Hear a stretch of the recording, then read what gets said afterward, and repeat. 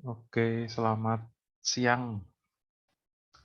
Ini baru 4 orang ya, kita tunggu sebentar lagi.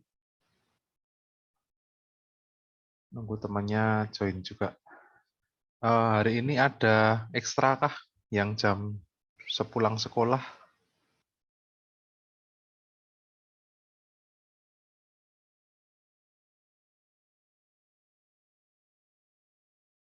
Kayaknya nggak ada ya.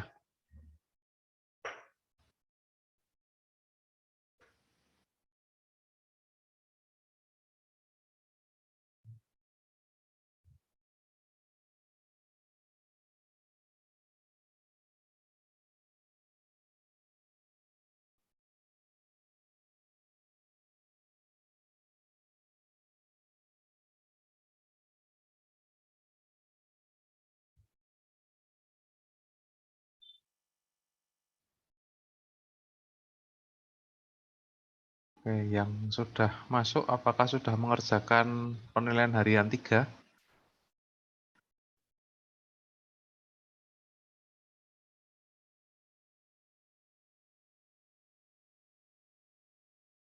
Michael sudah.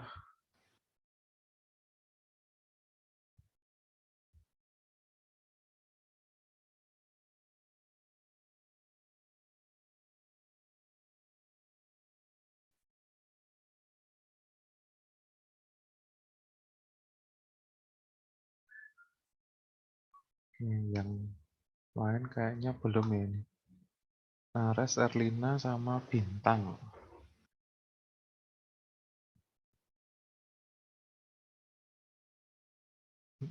Kayaknya belum. Oke, di hari ini nanti kita bahas sekilas ya yang penilaian harian 3.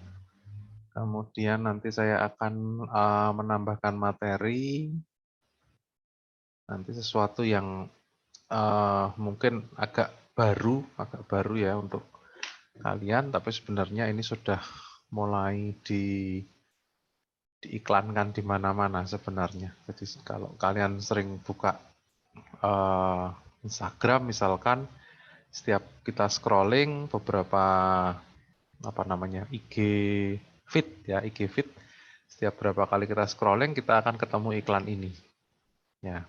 Mungkin di Facebook juga ada, di Instagram juga ada, yaitu iklan tentang sebuah perusahaan atau sebuah instansi yang menjual aplikasi yang digunakan untuk belajar coding. Ya, pernah lihat mungkin ya Michael, kalau sering buka Instagram, iklannya itu anak bermain gadget terus-menerus. Nah, solusinya ini misalkan. Ya, mungkin pernah lihat. Nah, nanti kita akan sekilas ya mempelajari ini. Jadi sebenarnya harapannya bukan untuk kalian terus nanti kelas 6 ini lulus bisa coding, tidak. Cuman yang pasti lebih dahulu kita mengenal ya, mengenal beberapa istilahnya. Kemudian yang nanti saya harapkan itu bukan tentang codingnya, tapi yang istilahnya adalah computational thinking atau berpikir secara seperti komputer, gitu ya, computational thinking. Oke, ini di tempat saya jam 14 lebih 4 menit. Oke, kita akan mulai saja nanti sambil teman-teman yang lain bergabung. Kita mulai dulu. Yang pertama saya akan membahas tentang penilaian harian 3 dulu secara singkat. Ya, nanti saya harap ini bertujuh yang sudah masuk bisa lebih interaktif ya. Jadi kalau yang tahu jawabannya langsung menjawab saja ya, biar lebih cepat. Oke, saya share screen dulu. Oke, penilaian harian 3 saya perbesar sedikit.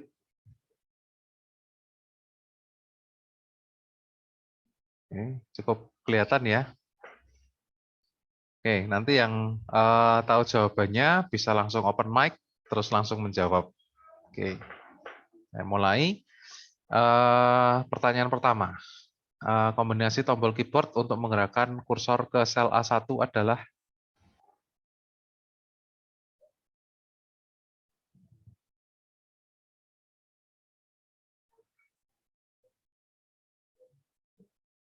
Oke, Michael bisa mikrofonnya open ya, open mic, nanti langsung menjawab. Ini saya agak kesulitan kalau membaca di kolom chat. Oke, Michael menjawab A, betul ya. Jadi Ctrl plus Home ditekan bersamaan. Kemudian yang kedua, diketahui bentuk fungsi sama dengan if dalam kurung x, y, z yang merupakan nilai yang akan dihasilkan apabila kondisi yang diuji benar adalah,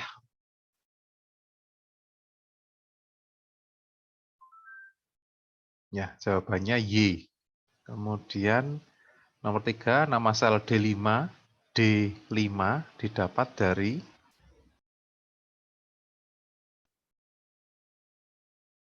D5 itu adalah perpotongan kolom D dan baris ke-5. Ini A ya jawabannya. Kemudian fungsi tombol control window. Control window itu ada di pojok kanan atas. Oke, control window yang ini namanya adalah restore. Restore fungsinya adalah mengembalikan jendela ke ukuran semula. Ya, kalau tadinya full screen, kalau kita klik restore ya nanti kembali ke full screen dan sebagainya. Kemudian nomor 5, fungsi yang digunakan untuk mengetahui data terbesar dari beberapa sel. Oke, data terbesar berarti max. Oke, kemudian nomor 6, untuk membagikan file dari Google Sheet yang paling mudah dilakukan adalah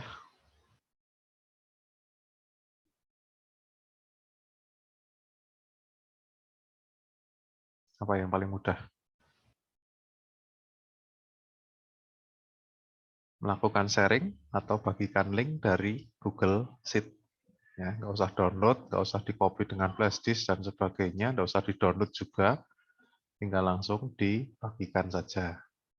Nomor 7, fungsi yang digunakan untuk menjumlahkan data pada beberapa sel disebut sum. Kemudian diketahui bentuk umum VLOOKUP adalah VLOOKUP dalam kurung A, B, C.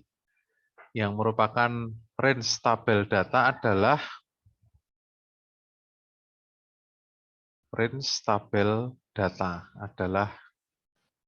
B. Kemudian nomor 9, halaman lembar kerja pada Microsoft Excel 2019 disebut dengan halamannya ya, halaman lembar kerja berarti namanya adalah worksheet. Kalau filenya disebut workbook. Kemudian nomor 10, tanda pada Microsoft Excel yang berfungsi untuk mengelompokkan. Ini ya, kurung buka, kurung tutup. Kemudian nomor 11, fungsi yang digunakan untuk mengetahui data terkecil. Data terkecil berarti minimal atau min. Lalu nomor 12 yang dimaksud dengan baris, ya baris itu sesuatu kumpulan sel yang mendatar. Sel yang tersusun secara horizontal. Ini E. Lalu nomor 13, operator yang digunakan untuk menghitung perpangkatan. Perpangkatan berarti lambangnya adalah seperti capingnya Pak Tani ini ya, pangkat. Kemudian nomor 14, pada conditional if yang berkondisi, operator yang digunakan apabila semua syarat, ya seperti di pelajaran bahasa Indonesia, kalau semua syarat itu berarti penghubungnya adalah dan. Kalau di Excel jadi N. Kemudian 15, secara default jumlah lembar kerja yang ditampilkan saat membuka Excel 2019 adalah 1.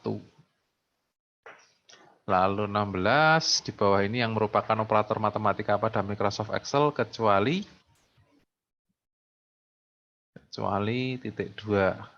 Ya, kalau pembagian itu pakainya garis miring. Kalau titik 2 itu jadinya adalah range, bukan pembagian.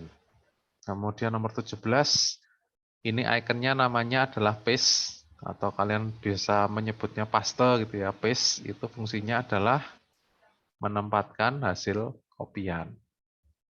Lalu 18, yang dimaksud dengan range adalah kumpulan sel yang terpilih. Ini ya, kumpulan sel yang terpilih atau di blok. Kemudian 19, Google Sheet adalah aplikasi perkantoran yang dapat di-download dari Play Store. 20, ini tombol kontrol Windows juga ya, kontrol Windows ini namanya Maximize. Maximize fungsinya adalah memperbesar window atau jendela menjadi satu layar penuh. Ini. Lalu nomor 21, kolom pertama pada lembar kerja Microsoft Excel adalah kolom A. Ya, kolom A. Kalau baris yang pertama berarti baris 1. Nomor 22, fungsi yang digunakan untuk menghitung nilai rata-rata pada beberapa sel disebut average. Nomor 23, di bawah ini langkah yang tepat untuk mengaktifkan Microsoft Excel, kecuali. Nah, ini yang A betul, yang B betul, yang C double klik betul. Nah, yang D yang salah ya. Yang D itu klik desktop kemudian buka My Computer. Itu yang terbuka adalah My Computer atau File Explorer, bukan Microsoft Excel. Oke, 23D.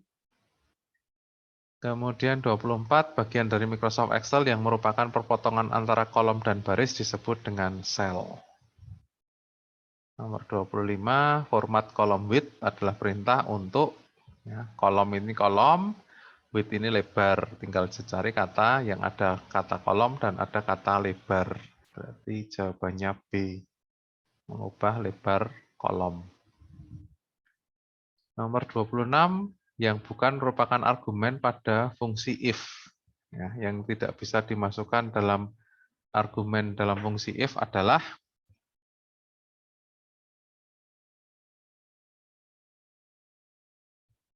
adalah ada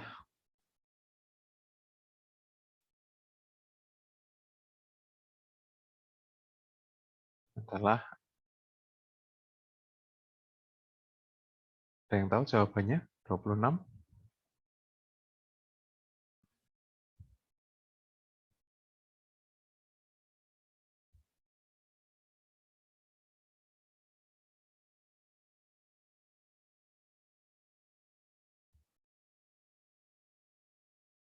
Ya, yang tidak bisa jadi argumen adalah rumus. Ya, teks atau huruf ini bisa ya. Oke, kemudian 27, perintah yang digunakan untuk membatalkan perintah yang baru saja dikerjakan adalah undo. Kemudian fungsi yang digunakan untuk membulatkan bilangan desimal adalah round. Ya, dari katanya aja sudah kelihatan ya, bulat itu round. Kemudian 29, fungsi yang digunakan untuk menghitung akar kuadrat ini adalah SQRT. Lalu 30, untuk menyimpan buku kerja digunakan icon ini, yang C ini, gambar disket ini ya, C. Kemudian 31, bagian dari jendela Microsoft Excel yang berfungsi menggulung layar ke kiri dan ke kanan. Ke kiri, kanan, berarti horizontal. Horizontal scroll bar. Lalu digunakan membuat posisi teks dalam sel menjadi rata kanan-kiri. Rata kanan-kiri berarti yang D. Rata kanan-kiri, ya, kelihatan ya, kiri sama kanannya rata. Kemudian 33, operator yang digunakan untuk menghitung perkalian. Perkalian ini pakainya bintang. Ya, ini belum diganti ya, belum diganti tanda bintang yang ada di atas 8. Kemudian 34, aplikasi Google yang mirip dengan Microsoft Excel adalah Google Spreadsheet. 35, fungsi atau formula atau rumus pada Microsoft Excel diawali dengan tanda sama dengan. 36, tempat penyimpanan Google Sheet adalah di Google Drive. Ya, bukan di OneDrive. Kalau OneDrive itu punya Microsoft, kalau Google Drive itu punya Google. Terus 37, diketahui bentuk umum VLOOKUP adalah VLOOKUP A, B, C yang merupakan nomor kolom pada tabel data adalah C. Oke, kemudian 38, cara menggabungkan lebih dari satu kolom dan posisikan tulisan di tengah namanya adalah merge and center. 39, sama tadi ya, diketahui VLOOKUP A, B, C yang merupakan kunci, berarti yang A. Ya, jadi kunci, print tabel data, nomor kolom. 40, pada Google Sheet perintah yang digunakan untuk menjumlahkan data sama sum, kayak di Excel. 41, row height, perintah untuk row itu baris, height itu tinggi. Berarti nanti cari yang tulisannya ada kata baris dan tinggi. Jadi ini, mengubah tinggi baris. 42, book 1 strip Microsoft Excel. Tulisan ini terdapat pada title bar di baris judul paling atas. 43, Quick Access Toolbar adalah kumpulan tombol akses cepat yang sering digunakan. Ya, ada kata ini tinggal diterjemahkan aja. Quick itu ada kata cepat. Ya, cari aja kata cepat. Kemudian nomor 44, dalam memasukkan data, penekanan tombol Enter akan memindahkan kursor ke sel di bawahnya. 45, Microsoft Excel adalah aplikasi perkantoran yang termasuk dalam program pengolah angka. Oke, kemudian 46, submenu pada Microsoft Excel 2019 terdiri dari menu file ya. Kalau menu filenya diklik itu ada new, open, save, save as, page layout, nggak ada, print, close. Nah, ini jawabannya D. Lalu 47, fungsi icon print, fungsinya untuk mencetak. 48, yang dimaksud dengan kolom itu berarti sel yang vertikal. Sel yang vertikal. Nah, ini A. 49, untuk memulai Google Sheet, terlebih dahulu kita harus memiliki, punya apa dulu? Akun Gmail, ya, karena Google ya, bukan akun email. Kalau akun email berarti bisa selain Google. Terakhir, untuk mengambil data dari tabel yang berbentuk vertikal, ya, vertikal, ada huruf V-nya, berarti kita cari yang V lookup. Oke, itu 50 soal penilaian harian 3. Ya, memang soalnya cukup banyak, tapi tidak terlalu sulit sebenarnya. Hanya mengenal beberapa istilah yang pernah kita pelajari, baik itu di Microsoft Word, Microsoft Excel, ataupun PowerPoint yang dulu pernah di kelas 4, itu juga ada sama menu-menunya. Ya. Oke, nah sekarang kita mau belajar sesuatu yang baru. Ya. Nah, kalau beberapa minggu yang lalu, pada semester 2 itu, kita mulainya kan dengan Excel ya, ada VLOOKUP, ada HLOOKUP, kemudian setelah itu dilanjutkan dengan materi internet. Masih ingat ya, materinya adalah internet. Nah, sekarang saya mau bertanya dulu, apakah pernah mendengar istilah era industri 4.0? Nah, ini sekarang interaktif ya, tanya jawab ya. Jadi yang tahu atau nanti saya tunjuk, silakan menjawab, gitu ya. Oke, sekarang kita awali dari Michael dulu aja. Michael pernah dengar istilah era industri 4.0? Tidak, Pak. Belum pernah dengar. Oke, nah sekarang saya kalau misalkan saya sebutkan revolusi industri, pernah dengar juga? Tidak juga, Pak. Tidak juga. Oke. Di pelajaran apa ya?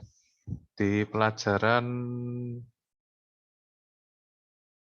IPA juga bukan, di IPS mungkin ya. Di pelajaran IPS itu mungkin pernah dengar di tahun sekitar 1800-an itu di negara Inggris ditemukan mesin uap. Pernah dengar mungkin? Nah, kalau belum pernah dengar, saya tunjukkan gambar dulu. Saya tunjukkan gambarnya. Oke, saya mau menunjukkan gambar. Nah, oke, ini dari ruang guru ya. Judulnya adalah Timeline Revolusi Industri. Nah, di dunia ini itu kan pernah ada satu masa di mana terjadi yang namanya Perang Dunia Pertama. Pernah dengar ya, Perang Dunia Pertama. Kemudian nanti dilanjutkan ada Perang Dunia Kedua, yang salah satu negara yang terdampak adalah Indonesia. Ya, Indonesia dijajah Belanda, kemudian dijajah Jepang, lalu merdeka, lalu ada sekutu datang ke Indonesia dan seterusnya. Ya, itu zaman perangnya di dunia ini. Nah, setelah Perang Dunia Pertama, tentu saja dunia ini mengalami satu kondisi yang cukup memprihatinkan.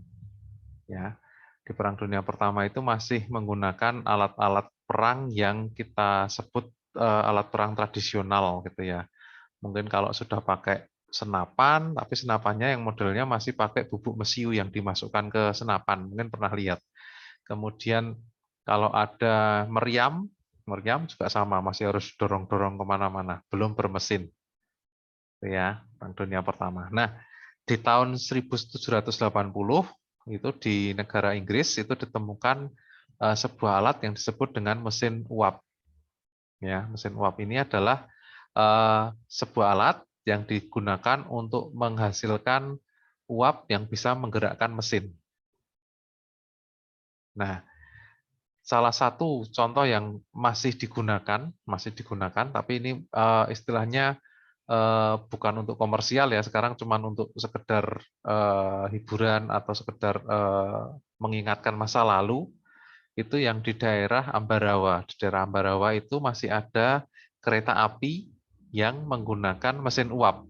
Mungkin ada yang pernah lihat ya di sana atau pernah naik juga. Mesin kereta api ini menggunakan, kalau dulu kayu atau batu bara dimasukkan ke dalam mesinnya, dibakar menghasilkan uap panas yang digunakan untuk menggerakkan mesin. Nah, itu adalah sebagai tanda awalnya dimulai yang disebut dengan revolusi industri 1.0 pertama kali. Ya, ditemukan mesin uap ini mengubah kehidupan manusia hampir 180 derajat, yang tadinya semua dikerjakan dengan tenaga manusia ataupun tenaga hewan, berubah menjadi sesuatu yang digerakkan oleh mesin, khususnya mesin yang namanya mesin uap. Kemudian ini kurang lebih terjadi selama 100 tahun, lalu di tahun 1870 itu ditemukan listrik. Ya, 1870 ditemukan listrik, maka dimulailah era industri yang kedua yang disebut era industri 2.0. Ya, ini mulai ada mobil, kemudian ada alat-alat yang menggunakan listrik, ditemukan transistor dan sebagainya. Ini 1870. Ya, ini sekitar awal abad keberapa? Ke-19 ya, awal abad 19. Nah, kemudian di tahun 1970, nah ini yang kemarin kita pelajari, ya, 1970 itu adalah awal mula ditemukan jaringan komputer dan internet. Ya, kalau kita kemarin sempat mengerjakan tugas-tugas yang saya berikan, itu di sana ada sejarah internet. Ya, sejarah internet salah satu tahunnya adalah 1970. Ya, 1970 ini semua pekerjaan sudah mulai dijalankan secara otomatis ya, secara otomatis menggunakan perangkat-perangkat komputer dan elektronika. 1970 ini disebut dengan era industri 3.0. Nah, sekarang saat ini sudah berapa tahun ya dari 1970? Hampir berapa? 50 tahunan ya. Ya, 50 tahun, kurang lebih 50 tahun dari tahun ini, saat ini, itu disebut dengan era industri 4.0, yaitu digitalisasi.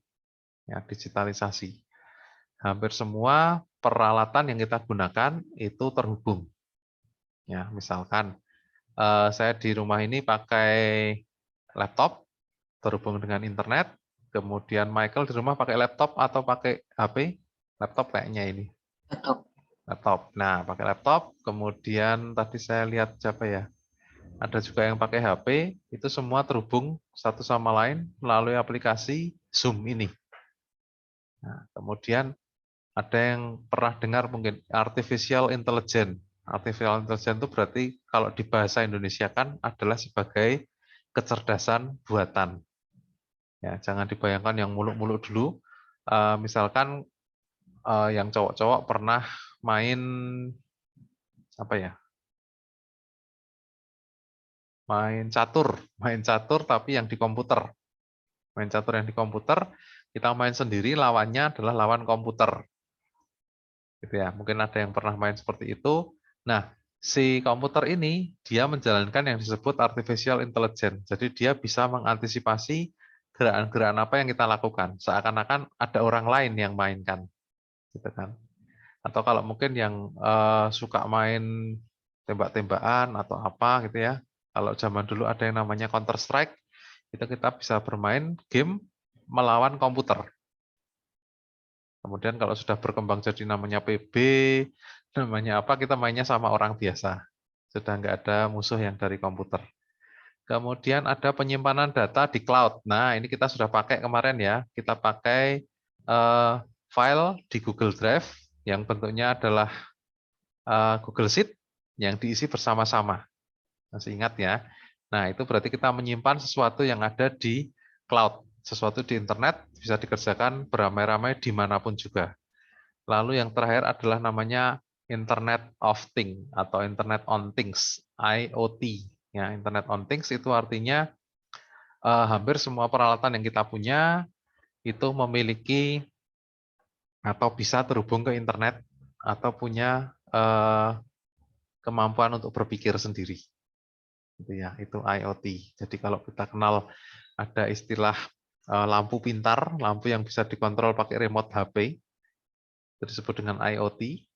Kemudian ada mungkin apa? Pintu, alarm pintu yang bisa mengirimkan sinyal atau mengirimkan kondisi tertentu kalau misalkan dibuka ke perangkat HP kita, nah itu juga ada IoT-nya. Nah, kemudian ini yang akan ada di masa depan ya, yang akan ada di masa depan disebut dengan era 5.0.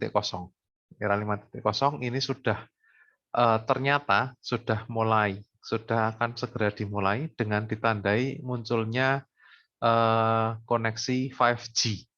Nah, dengar ya, kalau HP kalian sekarang 4G, sekarang muncul koneksi yang namanya 5G. Ini sebagai awal mula dari era 5.0. Nah, ini kan belum kita hadapi ya, jadi sedang akan dimulai. Tapi bocorannya adalah di masa depan ini, di era 5.0, itu kita tidak cuma berkomunikasi dengan orang, tidak berkomunikasi dengan manusia, tapi kita nantinya akan berkomunikasi dengan mesin. Ya, walaupun sebenarnya sudah dimulai sih dari sekarang. Ya, contoh aja, di rumahmu pasti ada televisi ya,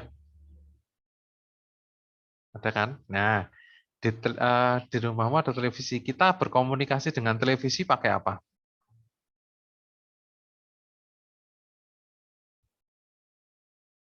Remote. Pakai remote. Ya, pakai remote. Berarti kan ada mesin yang berkomunikasi dengan mesin. Kita cuma mengoperasikan. Ya. Nah, cuman di perkembangan zaman kalau kamu televisi yang di rumahnya itu adalah televisi pintar, ya, smart TV istilahnya, kita bisa memerintah dengan menggunakan perintah yang sering kita kenal ya di HP. Pakai Oke Google. Atau kalau yang di Apple kita pakai Siri misalkan. Ya, misalkan oke Google ganti channel ke Trans TV misalkan, dia langsung ganti. Pernah memakai yang di HP? Oke Google. HP-nya ada yang Android ya, pasti ada yang Android ya, mungkin pasti pernah menggunakan oke Google cuaca Magelang hari ini misalkan. Nanti dia akan menampilkan. Oke. Itu ya. Nah, karena kita salah satu contohnya sudah berkomunikasi dengan televisi, tentunya nanti akan muncul banyak komunikasi-komunikasi lain yang digunakan untuk menghubungkan kita dengan perangkat-perangkat yang lain. Nah, kalau kita mau berkomunikasi dengan perangkat yang lain, tentu saja kita harus merancang sebuah cara agar mesin atau alat yang kita ajak komunikasi itu mengerti bahasa manusia. Gitu kan? Contohnya yang tadi Oke Google itu akan menerjemahkan perintah-perintah yang kita sampaikan sehingga dapat dimengerti oleh televisi pintar yang ada di rumah misalkan. Nah, sebelum kita sampai ke istilahnya menerjemahkan sesuatu dengan bahasa mesin, sebenarnya kita ada bukan pelajaran ya, ada ilmu yang namanya coding. Ilmu yang namanya coding adalah ilmu yang mengubah perintah-perintah menjadi kode-kode yang bisa dimengerti oleh mesin. Gitu ya. Mungkin pernah dengar istilah ini, coding. Nah, pengkodean sesuatu menjadi bahasa yang dimengerti oleh mesin itu sebenarnya nanti akan kalian pelajari kalau sudah kuliah mengambil jurusan informatika, jurusan komputer gitu ya, dan yang ambil spesialisasi di bidang coding. Nah, untuk level sebelumnya, ini kemarin saya diminta untuk menyampaikan bahwa yang akan kita pelajari itu bukan tentang codingnya, cuman ke arah yang disebut dengan computational thinking. Nah, apa tuh itu computational thinking? Oke, ya. Computational thinking, kalau kita terjemahkan secara harafiah, computational itu berarti kan komputer gitu ya. Thinking berarti berpikir. Computational thinking artinya berpikir seperti komputer. Apalagi itu Pak, berpikir kok secara komputer. Mungkin kita akan sedikit kebingungan ya, computational thinking. Nah, karena saya sebutkan dulu, ada empat bagiannya. Ya, computational thinking ada 4 bagian. Yang pertama disebut dengan decomposing. Decomposing ini artinya memecahkan sebuah masalah menjadi hal-hal yang penting yang di dalamnya itu istilahnya elemen-elemen penting dari sebuah masalah. Kemudian yang kedua disebut dengan abstraksi. Abstraksi ini berarti kita bisa menentukan apa yang akan dikerjakan setelahnya. Ya, abstraksi. Jadi kalau misalkan ada, ini contohnya kan gambar kubus ya. Gambar kubus seperti ini, kemudian ada satu bagian yang hilang. Oh, berarti kita butuh persegi yang warnanya pink seperti ini. Kita bisa tahu langkah selanjutnya adalah kita membutuhkan bahan apa. Kemudian yang ketiga adalah disebut dengan pattern recognition atau mengenali pola. Ya, mengenali pola. Mungkin ini sering yang kita lakukan atau kita alami kalau menghadapi pelajaran matematika. Ya, kalau polanya seperti ini, berarti saya harus pakai rumus A. Kalau nanti polanya berubah, berarti saya tetap bisa pakai rumus A. Gitu ya. Itu sering kita hadapi kalau di pelajaran matematika. Kemudian yang ketiga nanti yang berhubungan dengan algoritma. Nah, algoritma ini adalah sesuatu yang dikerjakan oleh komputer, perintah-perintah yang dimengerti oleh komputer. Nah, nanti kita akan belajar di sini, di bagian algoritma. Algoritma ini nanti ada yang namanya sequence atau urutan, ada yang namanya perulangan atau looping. Gitu ya. Nanti 2 hal ini yang akan kita bahas terlebih dahulu.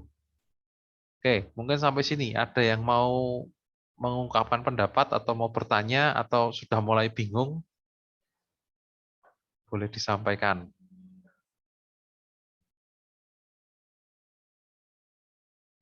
Pusing? Nah, oke, Bintang pusing. Nah, sekarang saya mau tanya sama Bintang.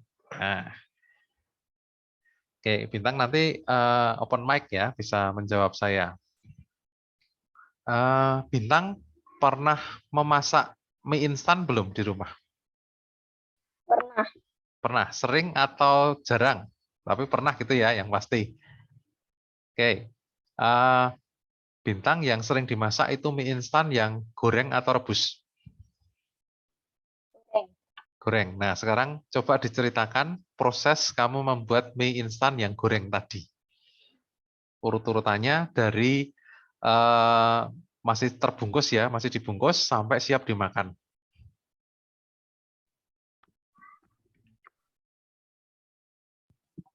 Memasak air hingga panas,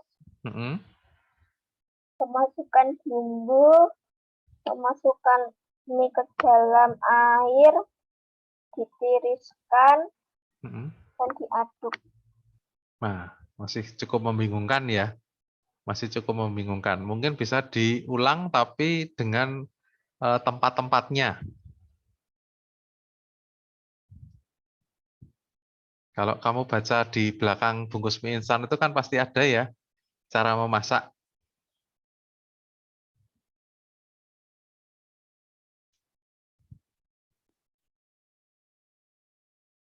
Oke, Bintang mungkin malah bingung ini pertanyaannya kok jadi seperti ini. Oke, dioper ke Ava ya, Avara. Avara pernah masak mie instan? Pernah. Mie instan goreng pernah? Pernah. Nah, coba diceritakan prosesnya. Sama kayak Bintang tadi, tapi yang versi lebih lengkap ya. Membuka bungkus mie, Mm-mm. memasak air hingga mendidih, Mm-mm.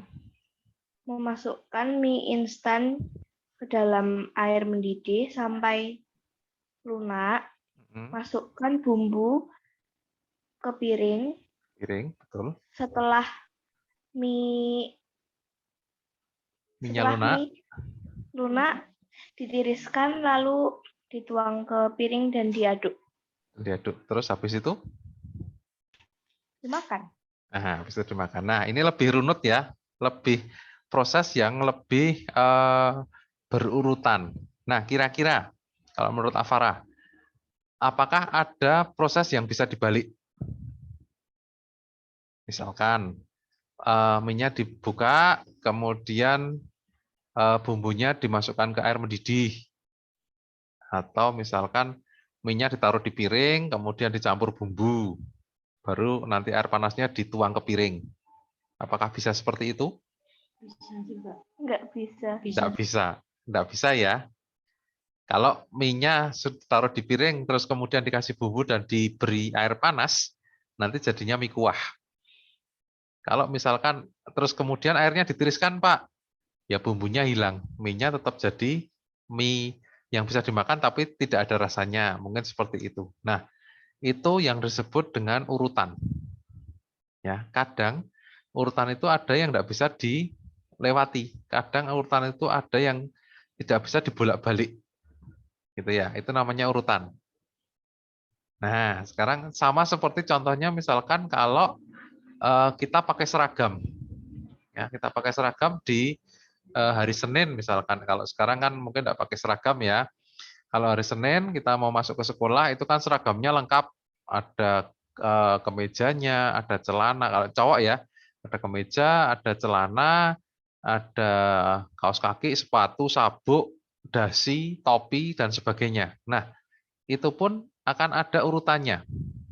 Ya, kita coba tes yang belum bersuara, yang cowok ada. Siapa ini? Oh, cowoknya cuma Michael sama Bintang ya? Oke, berarti yang cewek deh, nggak apa-apa. Cewek juga sama ya seragam urutannya ya. Coba misalkan Penny. Penny, halo. Seragam putih, Sebentar. Urutannya misalkan Penny habis mandi, selesai mandi. urutan make. Yang dipakai apa dulu? Yang terakhir dipakai apa? Nah, ketawa ini Penny pasti. Kemarin saya contohkan di kelas 3 langsung lancar loh jawabannya. Aduh. Ini di sini sebagian besar cewek loh, tenang aja. Bukan sesuatu yang tabu untuk disebutkan toh, karena pakai seragam. Baju Ya. dalam, Baju dalam. seragam putih, Berarti atasan dulu ya, seragam putih. Terus short, short, situ rok merah, rok merah. Terus sabuk, sabuk, dasi, dasi, terus pas upacara pakai topi. pakai topi. Tidak pakai kaos kaki dan sepatu ya. Oh iya. Nah, gitu ya. Itu urutan juga. Nah, kalau ini cewek mungkin lebih mudah ya. Misalkan si Penny ini pakai kaos kaki dan sepatu duluan sebelum pakai rok merah. Bisa kan? Bisa ya. Kalau cewek bisa. Tapi kalau misalkan ini anak SMA, cowok. Anak SMA cowok itu sudah pakai kaos kaki dan pakai sepatu. Kemudian SMA itu kan pakainya celana panjang. maka dia akan kesulitan pakai celana panjang kalau urutannya terbalik. Gitu kan? Nah, ini termasuk juga urutan seperti tadi memasak mie instan. Kenapa kok kita harus urutannya mie-nya dimasukkan air panas dulu, baru ditiriskan, bukan dicampur bumbu dulu, atau malah mungkin kalau dibalik urutannya bungkusnya dibuka terakhir kan juga nggak bisa, gitu kan? Nah, hal-hal sederhana yang ada di sekitar kita itu sebenarnya melatih kita untuk berpikir secara urut. Ya, sama seperti komputer. Komputer itu kalau nggak dapat masukan, nggak dikasih perintah, dia juga nggak akan menghasilkan sesuatu atau tidak akan menghasilkan keluaran.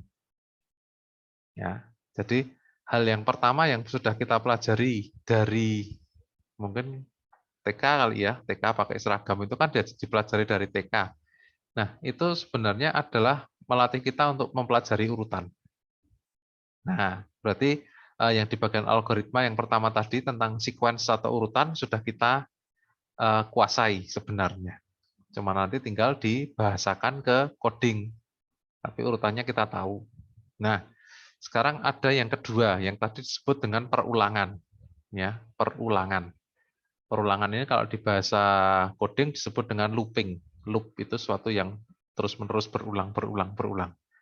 Oke, sekarang coba Kalea. Ada Kalea di sini? Halo Kalea.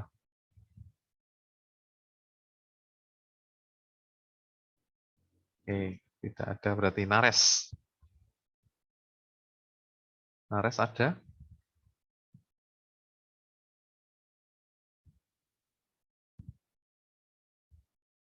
Oke. Nares juga sepertinya malu-malu untuk menjawab. Ini pertanyaannya bukan tentang pakai baju lagi loh ya, sudah ganti. Oh lag, oke, kalian nge-lag ya. Sekarang yang lancar siapa? Cinta? Cinta. Ya, Nah, oke, Cinta sudah makan siang? belum. Waduh, belum. Sudah makan pagi? Sudah. Sudah. Nah, coba diceritakan proses makan pagi. Sarapan.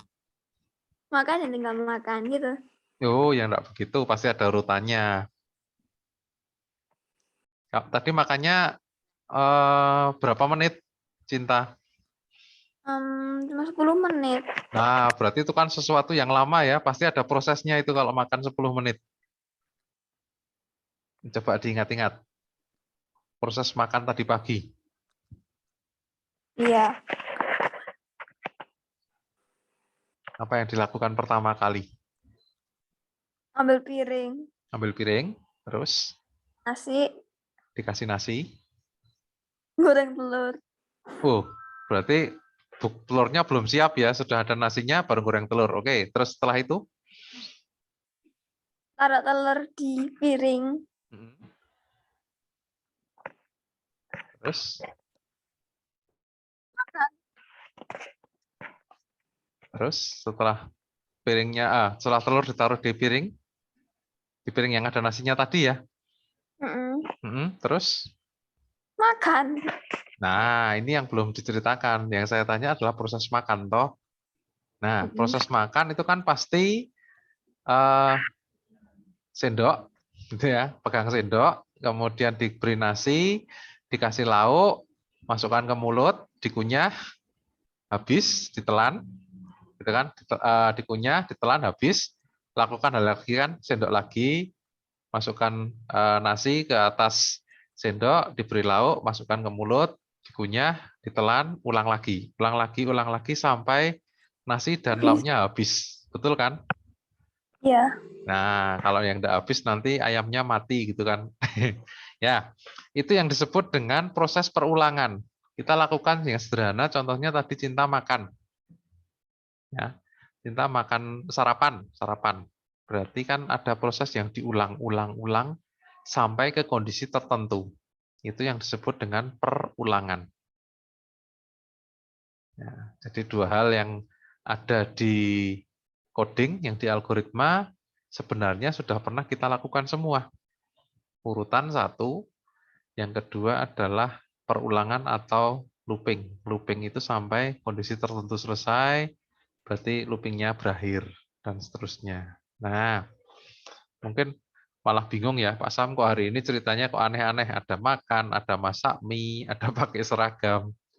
Nah, ini sebagai pengantar dulu sebelum kita masuk ke bagian yang disebut dengan coding. Nah, untuk awal aja nanti kita akan belajar sambil bermain. Ya, kelas 6 pasti masih suka bermain toh?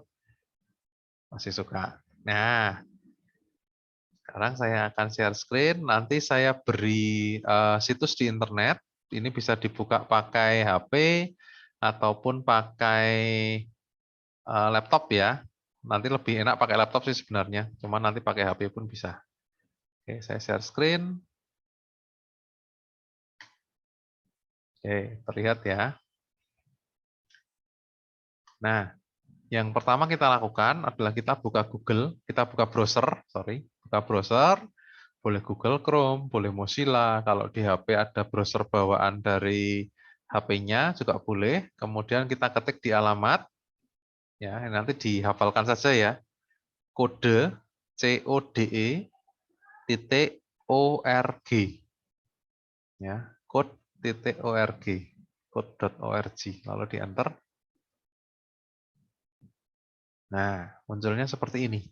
Ya, karena ini pernah saya buka kemarin. Kemarin itu ada pilihan bahasa. Jadi pertama kali dibuka ada keterangan silakan pilih bahasa yang akan digunakan. Kalau kalian terbiasa dengan bahasa Inggris, boleh tetap pakai bahasa Inggris. Kalau yang kesulitan, boleh pakai bahasa Indonesia seperti di laptop saya ini. Nah, kemudian di sini nanti akan ada level, ya, ada level-levelnya. Nah, agar level itu bisa tersimpan, jadi setiap kali kita buka kita tidak mengulang dari nol, maka yang pertama kita lakukan adalah kita mendaftar terlebih dahulu. Nah, bagaimana cara mendaftar? Di pojok kanan atas ada tulisan masuk. Nanti akan saya tunjukkan yang cara paling sederhana. Ya, tombol masuk di sebelah kanan atas diklik. Nah, di sini kalau misalkan kamu ingin membuat akun sendiri, bisa pakai ini, buat sebuah akun. Ya, kalau kita klik ini, nanti akan diarahkan mengisi email, kata sandi, konfirmasi, lalu klik daftar, dan seterusnya. Tapi ada cara yang lebih cepat. Kalau di HP itu kan pasti ada akun Gmail-nya ya, ada akun Google-nya. Kita bisa pakai ini, lanjutkan dengan Google. Ya, lanjutkan dengan Google, ini diklik. Lalu nanti akan muncul akun Google yang ada di HP-mu. Tinggal dipilih. Ya, ini ya, saya ada akun ini, saya klik. Kalau nanti misalkan diminta memasukkan usia, lalu diminta memasukkan statusnya pelajar dan sebagainya, tinggal dipilih gitu ya, nggak masalah. Nah, di bagian pertama tulisannya dashboard saya itu nanti akan ada ini, ya tulisan temukan kursus. Ya, temukan kursus, ini bisa diklik. Ini saya karena sudah mengambil yang ini ya, yang Kilat Prereader, ini nanti bisa saya lanjutkan. Saya sekarang pilih dulu ini. Kalau ini posisi belum pernah membuka aplikasi ini ya. Temukan kursus, ini diklik. Nah, judulnya saya belajar ilmu komputer. Nah, oke, di sini ada 2 kelompok. 3 sih sebenarnya, cuman yang ketiga ini adalah kita tidak menggunakan laptop atau komputer, tapi langsung dengan seperti puzzle-puzzle itu. Ya, cuman nanti harus dicetak dan sebagainya. Nah, di sini ada 2 kelompok dulu ya. Harusnya kalian sudah masuk ke yang ini. Kursus Kilat 2019 usia 9 sampai 18. Cuman karena kita mulai dari awal, ya, kemungkinan masih banyak yang belum pernah membuka, maka kita mulai dari yang level pertama. Yang level pertama adalah usia 4 sampai 8. Ya, 4 sampai 8. Kalau ini diklik.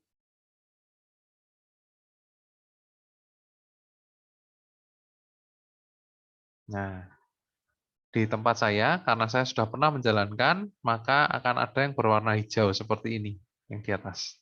Yang belum saya jalankan akan warnanya putih. Ya, ini ada 3 kelompok. Yang pertama namanya urutan. Kita sudah bahas tadi ya, urutan. Kemudian yang kedua loop atau perulangan. Yang ketiga namanya kegiatan. Ya, ada cukup banyak ya, ada cukup banyak permainan yang bisa kita lakukan.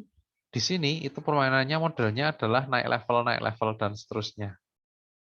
Ya, sebagai contoh, kita klik yang pertama dulu, yang paling sederhana dulu.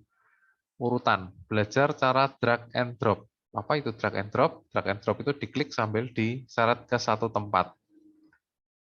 Ya, saya contohkan. Ini nanti kita coba beberapa aja, terus kita lanjut ke level berikutnya ya. Kita coba dulu yang level 1 dulu. Ini diklik nomor 1. Mainannya paling mudah. Ini ya. Perintahnya adalah klik blok. Cuma disuruh ngeklik doang. Ini diklik OK. Bloknya mana? Bloknya ya gambar apel ini. Ini cuma diklik aja. Klik, selesai. Lanjutkan. Tuh. Kemudian nomor 2. Bentar, ini saya share sound-nya ya, biar agak seru. Tarik blok ke target. Perintahnya cuma ini. Cuma disuruh narik bloknya ke target. Bloknya mana? Ini, gambar orangnya ini. Targetnya mana? Gambar orang yang warnanya abu-abu. Oke, ini saya klik OK. Ini diklik sambil diseret ke sini. Selesai. Lanjut. Atur blok untuk membentuk gambar. Gambar yang di kanan, ini kan gambar siput ya. Gambar siput, yang atas sudah ada gambarnya, yang bawah masih abu-abu. Berarti kita cuma menggeser yang dari sebelah kiri ke kanan. Gini. Dan seterusnya. Ini yang level 1. Saya nggak lanjutkan ini ya. Saya kembali ke depan, ke level yang kedua.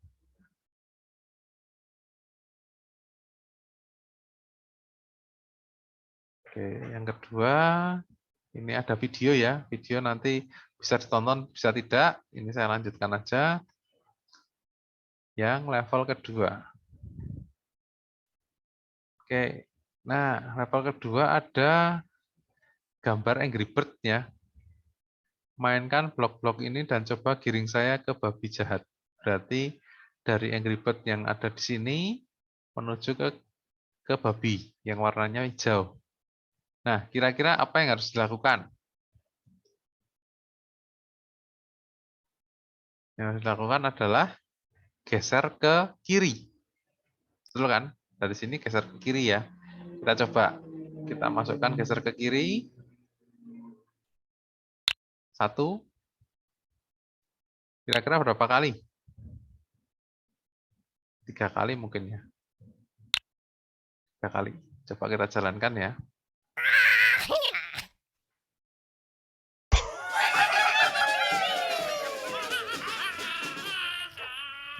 Ya, cukup mudah ya, cuman geser 3 kali. Atau kita bisa lakukan dengan blok yang ini. Ini kan ada tulisan ulangi gitu ya. Ini bisa kita masukkan ke sini. Ini kita hapus. Ya, ini.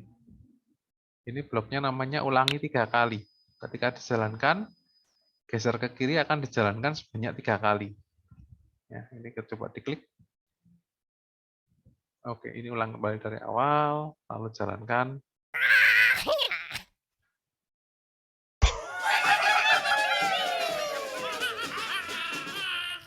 Sama ya, efeknya sama. Jadi ke kiri 3 blok ini saya gunakan semua, atau ke kiri tapi saya masukkan ke blok ulangi 3 kali.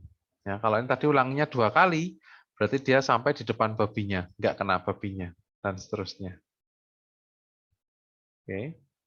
Nah, seperti itu caranya.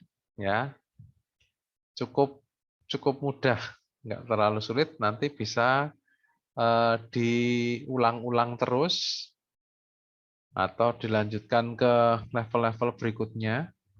Ya, perhatikan di sini ya, kilat pre-reader ada cukup banyak. Nah, nanti kita bisa lanjutkan ini. Ya, sampai semuanya warnanya hijau. Nah, untuk minggu ini, karena kita masih percobaan pertama ya, kita kan pakai yang pre-reader usia 4-8. Nah, untuk pertemuan pertama, selama 1 minggu ini, silakan ini dibuka, dicoba. Ya, dibuka dan dicoba. Tidak ada batas selesai sampai berapa. Ya, kamu mau coba, 1 baris saja Pak, 12 kali 12 soal ini sudah cukup lah. Ya, enggak apa-apa, enggak masalah. Yang penting kamu pernah mencoba dan ada yang berwarna hijau seperti ini. Nah, ini kalau misalkan kamu tidak login, setiap kali buka ini akan warnanya putih. Gitu ya. Jadi kamu bisa ngeklik dari awal lagi, mulai lagi, dan seterusnya. Tapi kalau kita sudah login, sudah masuk, ini nanti progresnya akan terlihat. Oh, ini yang kedua, pengurutan dengan Scrat ini, Pak Sam baru sampai nomor 6, nomor 7-nya belum, masih bolong, belum dikerjakan. Kelihatan gitu kan? Atau oh ini yang bawah-bawah juga Pak Sam belum kok semua. Nah, jadi ada perkembangan yang bisa kita lihat, jadi kalau kamu masuk tidak harus mengulangi lagi. Gitu ya, cukup lanjutkan. Kalau ini sudah hijau, artinya kamu sudah tuntas di level itu, sudah selesai di level tersebut. Ya, tidak terlalu sulit kan, cuman bermain-main seperti ini ya. Cuman ini akan membantu kalian untuk melatih bagaimana cara berpikir seperti komputer berpikir. Ya, namanya computational thinking. Nah, kalau nanti misalkan ini sudah apa yang terdekat apa? UAS atau apa? Atau US atau PAS gitu ya istilahnya. Nah, nanti kalau sudah masuk ke mulai minggu-minggu ke PAS, berarti nanti ini tidak usah dilakukan. Ya, fokuslah ke PAS-nya. Atau nanti kalau masuk ke ujian sekolah ya berarti fokus ke ujian sekolah. Gitu ya. Ini untuk selingan saja. Untuk selingan saja, jangan sampai mengganggu dengan tugas-tugas di sekolah ataupun ujian-ujian yang akan dihadapi oleh kelas 6 ini. Ya, saya sampaikan ini nanti mungkin malah bisa dilakukan saat kalian libur. Gitu ya. Jadi mengisi waktu luang di saat libur mungkin bisa bukan sekedar bermain ya, ini sambil belajar coding. Ya, nanti di masa liburan atau nanti menunggu setelah kamu kelas 6 ini selesai, kemudian menunggu penerimaan di SMP, kamu bisa mengerjakan ini lagi. Ya, ini tidak ada nilainya, tidak ada sesuatu yang akan saya minta, oh Michael harus selesai sampai level ini, terus dikumpulkan dapat nilai, tidak. Ya, ini untuk kepentingan kalian sendiri, untuk melatih, mengasah kemampuan berpikir secara komputasi. Gitu ya. Nanti semoga ini akan berguna, mempermudah kalian untuk mengerjakan berbagai macam hal, tidak cuma di pelajaran komputer dan matematika. Nanti kita akan tahu bagaimana cara melakukan hal, mana yang penting, mana yang harus kita lakukan terus-menerus, mana yang tidak harus kita lakukan, dan sebagainya, itu bisa dipelajari dengan melatih permainan-permainan seperti ini. Gitu ya. Ada pertanyaan? Sebelum saya akhiri,